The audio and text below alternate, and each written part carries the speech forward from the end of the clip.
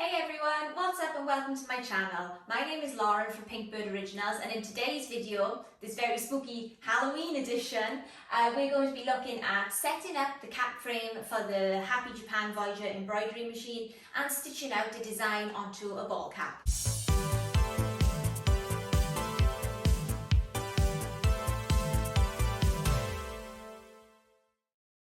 I've actually got a confession to make. I hate embroidering on hats.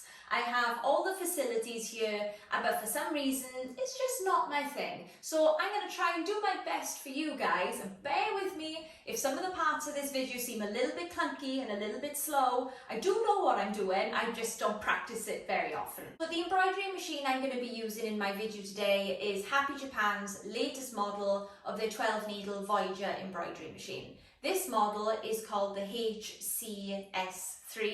I'm just going to check.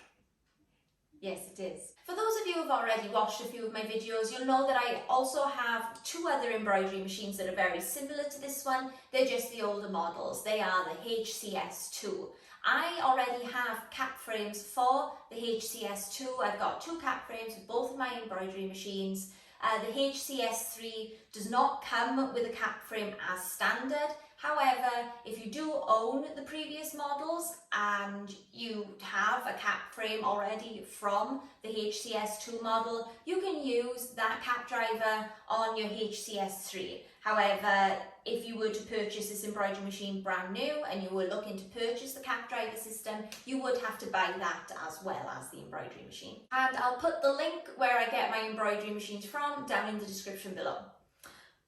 Okay, so let's get started. The first thing we're going to want to do is fit the cap driver system to the embroidery machine, and to start with, I'm going to turn my embroidery machine off.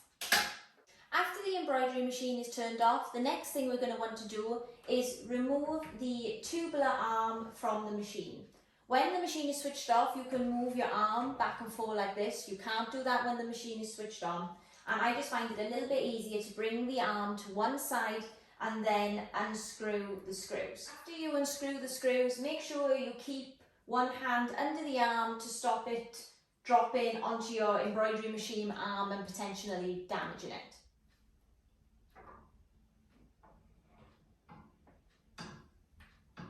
And then very gently slide the tubular frame out from under your embroidery machine. Make sure you keep the two screws which you unscrewed from the top here close by, because you're going to need these when attaching the cap frame. This is Happy Japan's cap frame for the 12 needle Voyager machine. I find the best way to hold this particular cap driver, because it's got a lot of moving parts that have a tendency to rock back and forth unpredictably when you're transporting it. I find the best way to hold it is with the flat of your hand through the centre from the back, and then just put your thumb over the top like that, and it just stops it from rocking about too much. On the back of the cap frame there are two screws. You will need to tighten these two screws up when they're attached to the cap driver. You're going to want to insert the cap driver onto your embroidery machine with those two screws facing towards the back, and this part that goes over the needle pallet facing towards the front. I do find this part a little tricky, particularly as now there's so many presser feet to avoid on this embroidery machine, whereas on the previous model it only had one presser foot. But what you need to do is just square up the frame with the arm of the embroidery machine and just slide it back towards the back of the machine. Just be very gentle doing it to avoid the presser feet. Roll that arm across a little if you have to, and then just very gently slide the cap frame under the embroidery, under the presser feet towards the back of the embroidery machine. Before moving on to tighten up the screws, there's something really important I want to show you back here. This little black lever is a sensor. This is what detects when the cap frame has been attached. Now, on all embroidery machines, all Happy embroidery machines, when you put the cap driver on properly, the sensor is pushed back by a little limb on the cap driver, and that's how the machine knows the cap driver has been attached. If you turn on your embroidery machine one day and the cap driver is attached, but it just makes like a terrible noise, and you will know something is wrong, believe me. What happened is the black sensor hasn't been pushed back properly, and the reason why I bring this up is because both of my older embroidery machines I bought secondhand, and one of those cap frames must have been dropped because that metal arm on the cap frame had been bent, and so it wasn't actually pressing back and hitting that black sensor, and so the embroidery machine never realized that cap frame was attached. I had to manually press that black presser sensor back by itself. It's just something for you to keep in mind in case you ever encounter this problem. Now I'm gonna line these two parts up. The cap frame fits underneath this joint. They fit together really snugly, and then just take the screws that you removed earlier and screw the cap frame partly into place. Don't completely tighten it up yet, because you want there to be a little bit of movement in your cap frame while you tighten up the bottom screws, which are here. And if your top screws are too tight, it just makes it a little bit difficult to tighten it up. So I get all the screws in place first, and then I go around tightening them all as tight as I possibly can. There's one screw here and another one on the other side that needs to be tightened. You're going to want to tighten all 4 screws as much as you possibly can. If the screws are too loose, the vibration of the embroidery machine when it's stitching out cap design will shake the screws even looser, and that will result in movement in your cap frame, and then you'll get lots of registration problems and some very wavy embroidery lines. I've now turned the embroidery machine back on, and when it loads up, hopefully when I hit the calibrate button, the cap frame will move smoothly as I've installed it correctly. Another way to tell if the frame has been installed correctly is you can see here the cap symbol comes up. It's the first thing you see rather than one of the tubular hoops.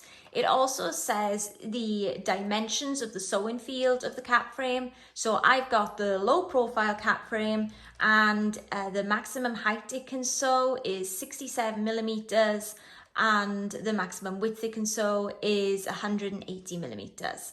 So I'm just going to hit next year, and I'm really hoping it's going to move smoothly.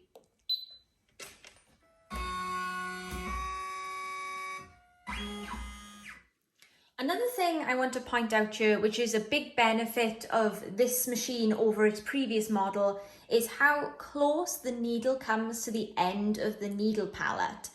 When you compare it to the previous model, the edge of the embroidery arm comes out quite a bit further, and that meant you couldn't get as really deep into the seams on ball caps as you might want to, and so this is a very good upgrade from Happy Japan. I'd say this has been possibly one of the most beneficial upgrades they've made to this machine, along with the fact that they've reduced the overall size of the machine arm itself, which means it can fit into pockets and tight spaces much more easily than in the previous model.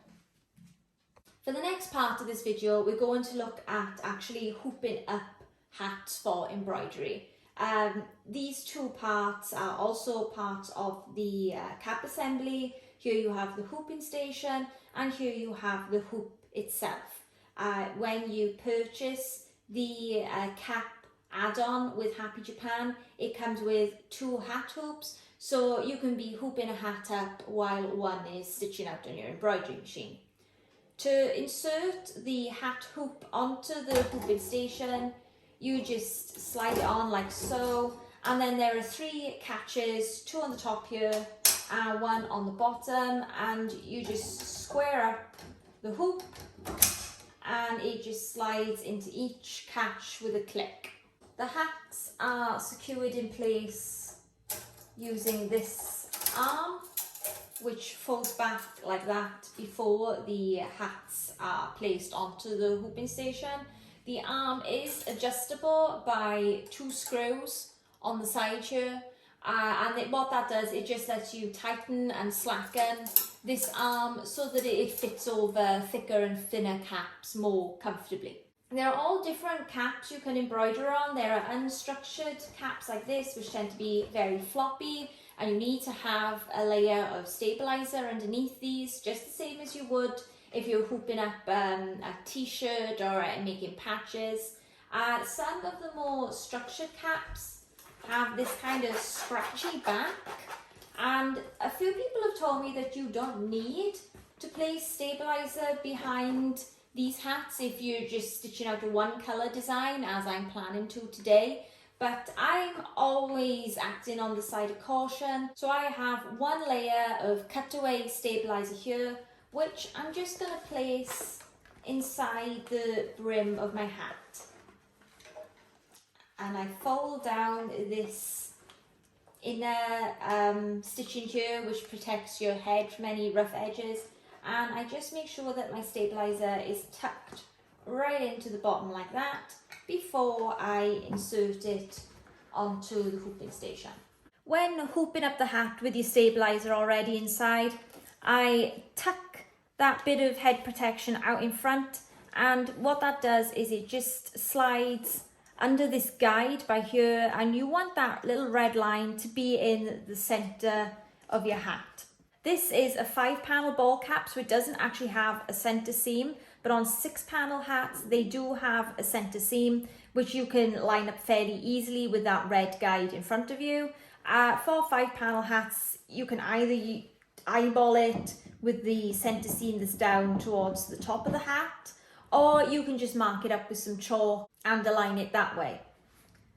Once the hat is securely on the hooping station as far down as it can possibly be, you're going to want to make sure it's quite stretched down like that. Maybe even get some little bulldog clips to clip it to those 2 arms at the bottom of the cap frame if you want, but it just helps to keep the material nice and taut before you bring over the arm to secure the hat in place. And you're going to want to make sure that this arm is right down as tight to the beak, brim, whatever of the hat as it can be. Once the arm has come over and secured your hat in place, this little hook on the arm hooks beneath this nodule of metal, and then this catch, which you can see swinging here, moves back. And if I just move the camera again here so you can see a little further underneath the cap driver, bear with me. Now this part can sometimes be quite tight, but you see this hoop here hooks behind this catchment, and then once that's secure you just flip the latch up, and now your hat is secure and ready to have something stitched out on it. Now that your hat is hooped up, it's ready to be inserted onto the embroidery machine. You remember those 3 latches I mentioned earlier that had to click when you inserted the hat hoop onto the hat hooping station? Well, now you need to release those 3 latches, and you just press on them, all 3, they all make a click, and the hat just slides off the hooping station, ready to be put onto the embroidery machine. And it's the same again, there's 3 latches on the hat hoop, which the hat just clicks into. I like to insert it sideways and then square it up once the brim has passed the presser feet, just so I don't bump any of the presser feet.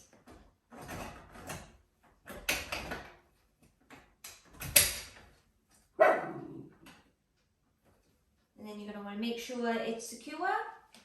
And now your hat is ready to have a design sewn onto it. Keeping with the theme of Halloween, I'm going to stitch out a little ghost today onto my hat. Once the design is uploaded, I press the home button, and you will see that the machine has automatically flipped the design upside down so it's ready to be stitched onto the hat the correct way up. Now I'm going to choose my colours. Although it's all going to be stitched in one colour, it's going to be a glow-in-the-dark white. I digitized it deliberately so it has 2 separate parts, because one part, the first part, is just going to be flat embroidery directly onto the hat, and the second part is going to be puff embroidery. So I've selected the same colour. My glow-in-the-dark thread is running off needle 2. Although you can see they're coloured orange here, the glow-in-the-dark thread is actually white. I just chose the colour orange because it's really easy to see against the white background of the screen. So I'm now going to press my home screen, and I want to make sure that my design is in the middle of my hat. I do that by pressing the green edit button here, and you can see preview outline of the design, how it appears in the cap frame. When I press trace, you'll see that the needle has moved to the laser beam, and the laser guide says that my design is quite clearly in the center of my hat, so I don't actually need to adjust it. And if you're at all concerned about the design coming into contact with the metal arm of the hat hoop, then you can run a trace, and that red laser will show you exactly where the design is going to stitch out. I'm going to be making a separate video on how to digitize for hats, but I'll just talk you through the process for now. I started by digitizing the text first, and then I stitched out the fine details in the face. Normally when digitizing for hats, you start by either digitizing from the center out or from the bottom up. But as this was a single colour design with not a lot of detail in it, I knew the order of stitches wouldn't affect the registration much. I added the foam to the hat last. Usually I like to tape down my foam onto hats, but unfortunately I didn't have any strong tape handy, so I just held the foam in place. I wouldn't really recommend doing this unless you're very confident with how the design is going to be and where the needle is going to move, because you don't really want to get your fingers jammed up under that needle. That would hurt a lot, and that would be a Halloween massacre. I tacked down the foam with a wide zigzag stitch, and then I was able to let it go and let the machine do its thing. I slowed the embroidery machine down to just 500 stitches per minute, and then I stitched over the foam with a wide satin stitch which had quite a high density. Once the machine had finished stitching out the embroidery, I removed the hat from the embroidery machine and gently pulled the foam away from the design. This has been my first attempt at digitising my own 3D puff foam design. I really like the raised effect it gives. It looks so bold against hats. I then whizzed around the edges of the design with a tea lighter. The heat of doing so is supposed to tighten up the threads and remove any foam peeking between those threads. I did this a few more times off camera, and this was the finished result.